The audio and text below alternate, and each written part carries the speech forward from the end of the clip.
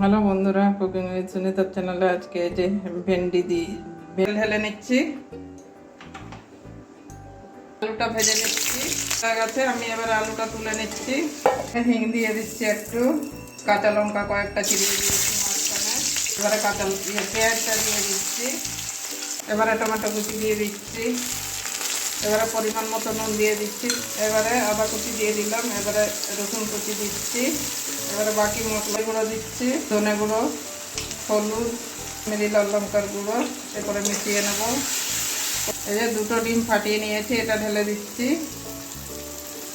ডিমটা কষানো হয়ে গেছে, এবার ভেন্ডিটা দিয়ে দিলাম। এবারে আলুটাও দিয়ে দিলাম একসঙ্গে কষা দিয়ে। এবারে ঢাকা দিয়ে দিলাম।